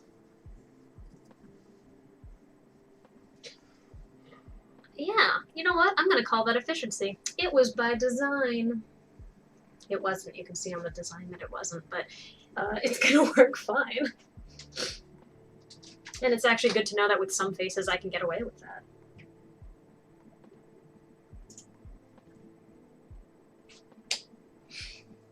And I'm going to get rid of the skull and neck so I can see the eye shapes back there.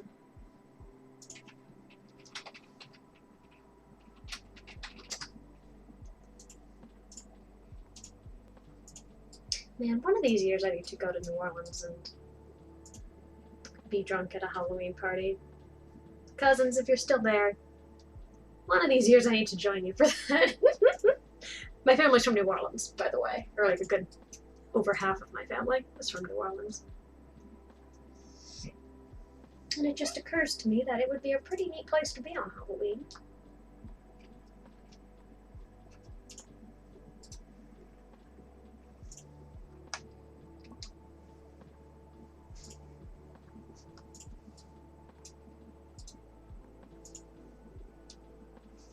Okay, let's see here. All the way around underneath. That might not be a huge one.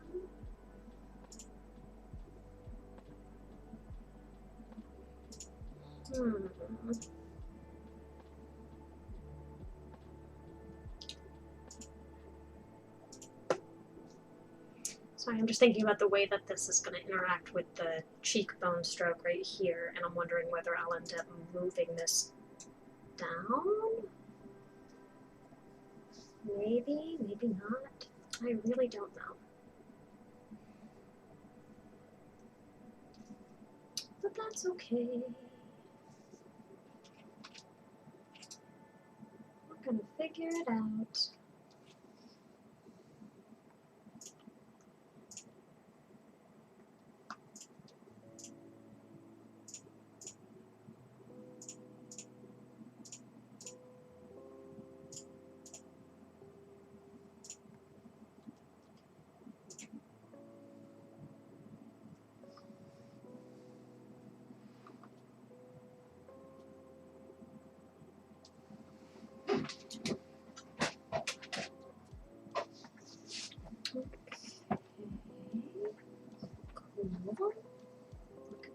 Looking good. And we are literally gonna like just pop eyeballs in these sockets. Like that's how this is gonna work. It's weird, but it's how it's gonna work. You laughing at me? No.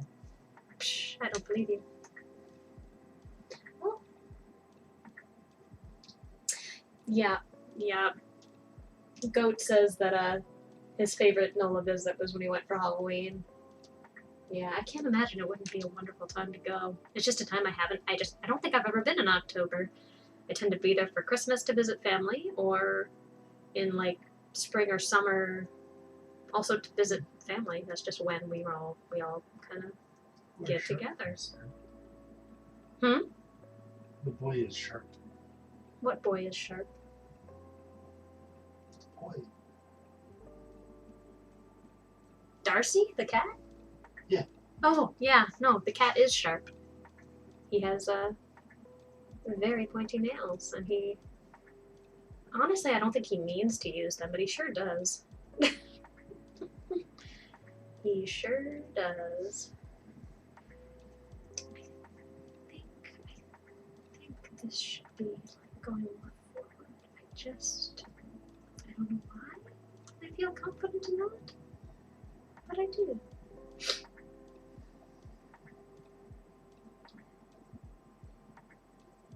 Time does get like lost to me when I'm in the helmet, but I do think I'm starting to get close to the end of my rope, just in terms of being able to keep this thing on my head. You are literally like wearing a TV on your face. The TVs get lighter with every iteration, but they are still small televisions that sit on your face. An odd thing. That goes from cheekbone and down. Oh, okay, there's another muscle I've forgotten that might clarify some stuff for me.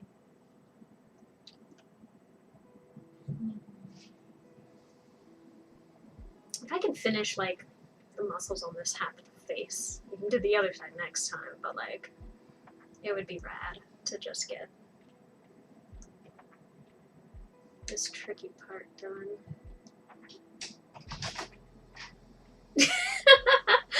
Oh, big old baby says, Lizzie, I love her, but she look a little cursed right now. She do. She do when she should, because right now she is a flesh mask.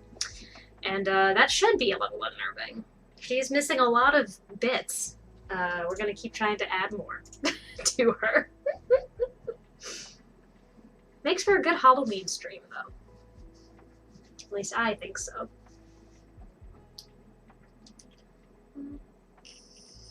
Okay, so I'm seeing there's this muscle right here. It's from like inside the nose, across and down the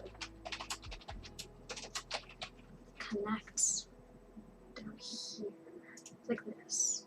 I feel like that was supposed to go on earlier. I feel like it goes underneath some of this stuff.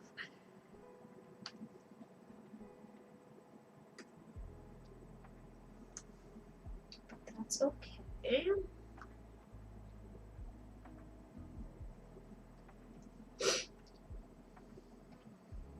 I do want to show you guys the good, the bad, and the ugly in these streams. And, you know, this is definitely a point in the process where it's a little ugly, but that doesn't mean it's incorrect. It just means we're not done yet.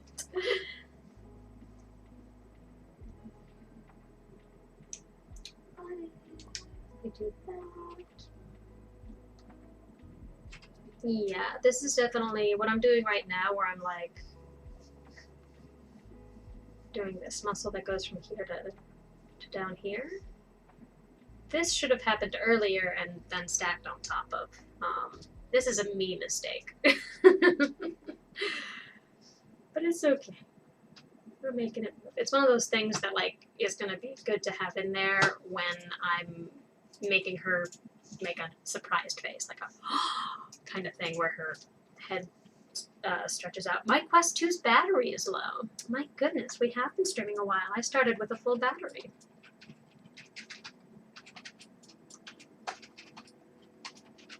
We've just been having so much fun. I sound like I'm being sarcastic when I say that, but like genuinely though.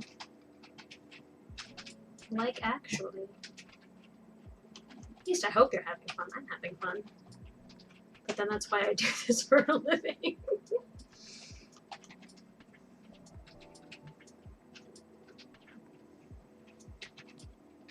I get that.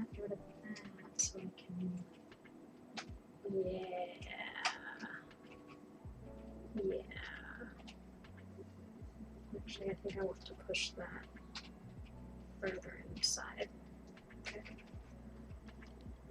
Yeah, it's most important that it exists, like, down here. That's where it's most important. Go. Okay. Let's get top eyelid. I do feel like, maybe I want to inch this up a little so that I have more. Because if I'm using this as like that brow bone muscle, that's all well and good, but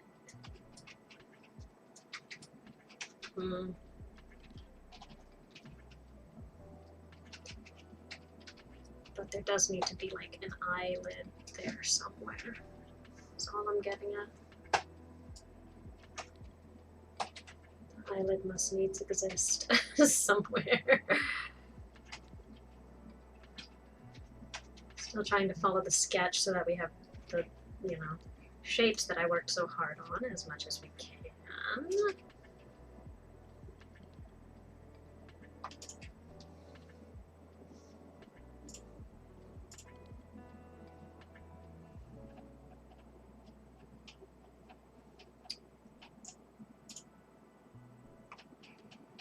Does that look right? Much? What I do?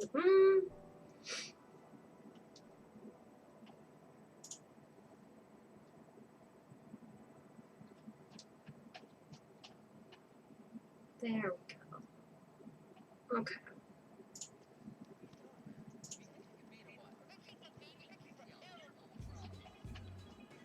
This is why reference is important.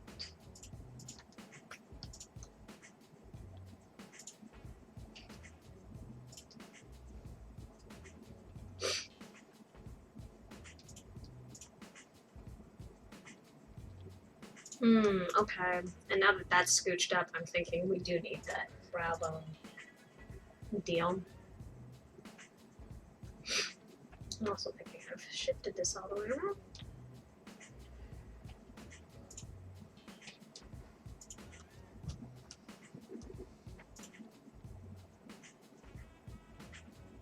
Okay. Because this is a stylized character, sometimes it's easy to kind of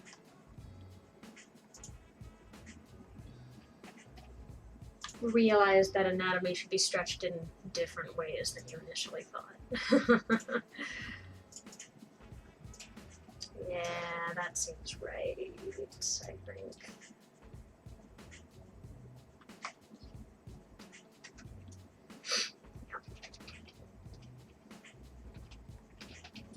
So now, take that.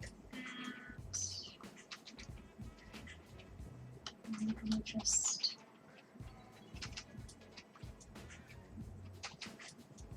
does that go all the way to the? I think maybe this goes over here.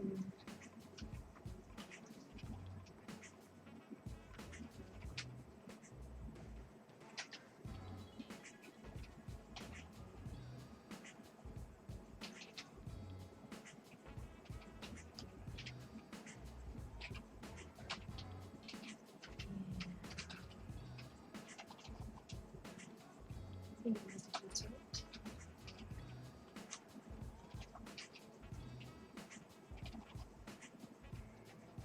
She do look cursed. That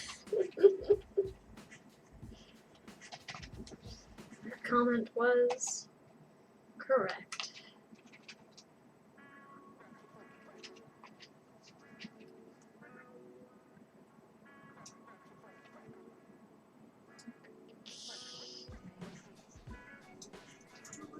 Yeah, no, that seems right. Oopsie. Okay.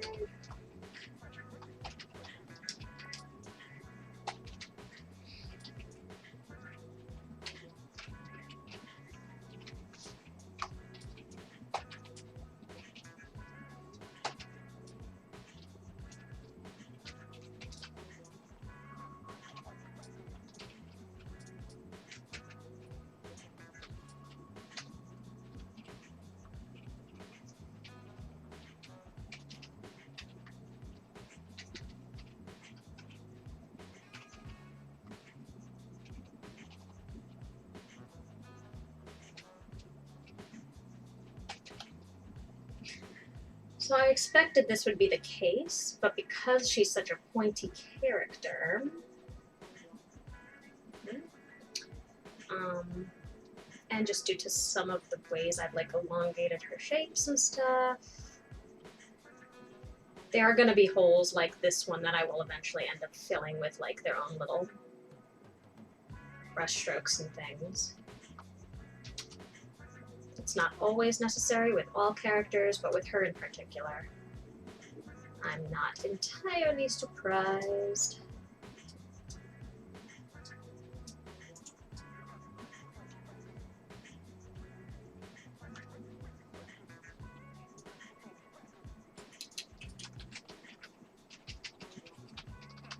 Do that.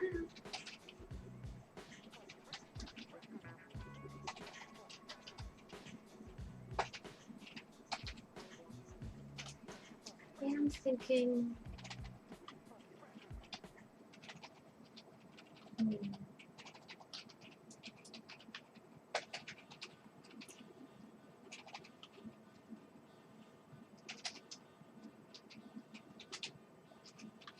Trying to like figure out this transition here. It should be pretty sharp.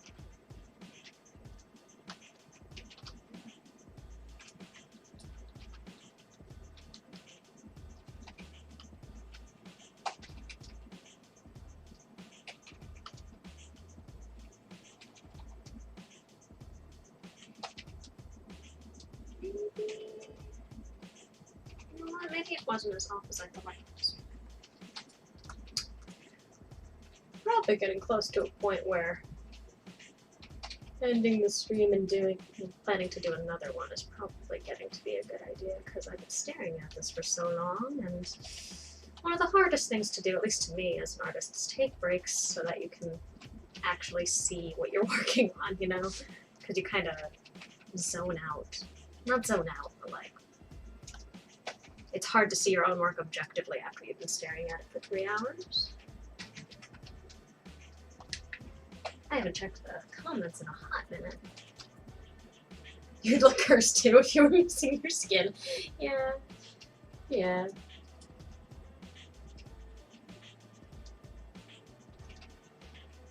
It's because she doesn't. Maybe it is because she doesn't have eyebrows yet. And I'm not sure she's getting them tonight, because there's still skin to figure out for next time. I do hope you will all be willing to join me for another stream sometime, or to check out the recording of one on YouTube. Either way, I didn't check time either. 9 o'clock. I have a friend who streams at 10, and a part of me is tempted to just stream till 10 and then send you all over to her. But I'm not sure I can be trusted to model effectively for that long, honestly. Oh, ooh, that's not good. Uh-oh. Although, does that mean I should be fixing that, or does that mean I should be fixing? I think maybe I should just be moving the skull back, because like, the skull is a tool. It's not meant to be unmovable. So maybe we scooch that back a little bit.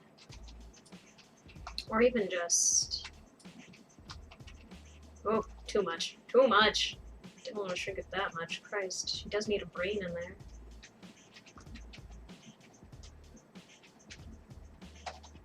Looks like I did a pretty good job with that. Cool, cool, cool.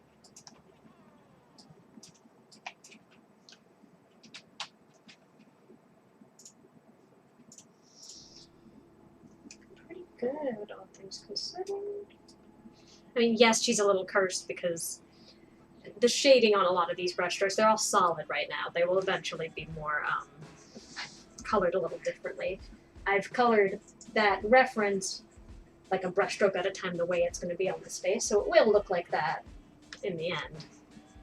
But right now we're just trying to, again, lay all the clay pieces on her face. And we are doing that.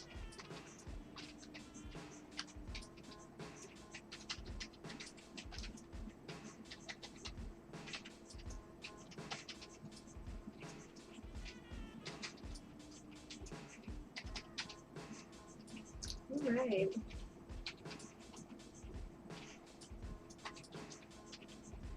I might call it there for tonight.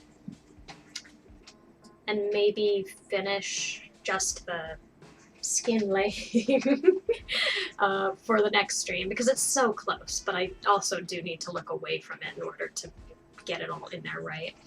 And then in the next stream we would get to do the fun, you know, eyes, mouth, hair, pupils, and line work too, because like this is all part of the plan as well.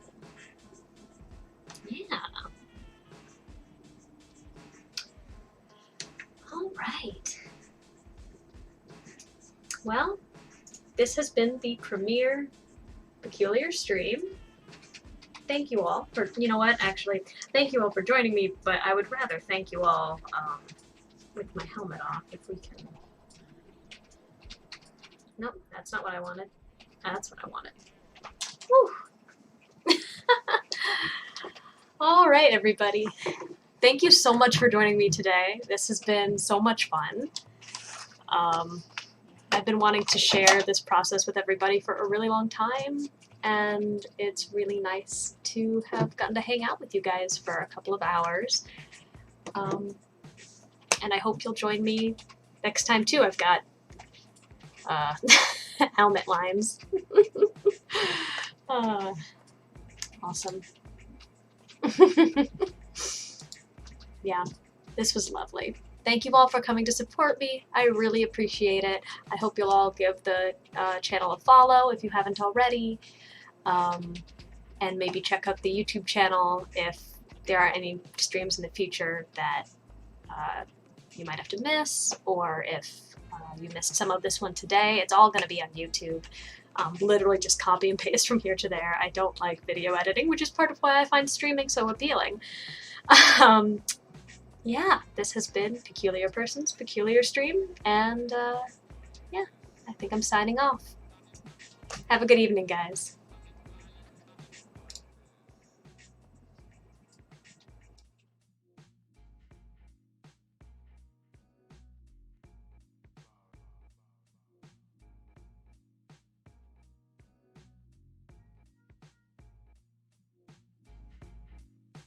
I literally had to come back and say, I haven't recorded any of this. I forgot to press record. So I'll see if I can download it off of the Twitch recording. But if I can't, this was still really fun, and I will record next time. Thank you all. Bye.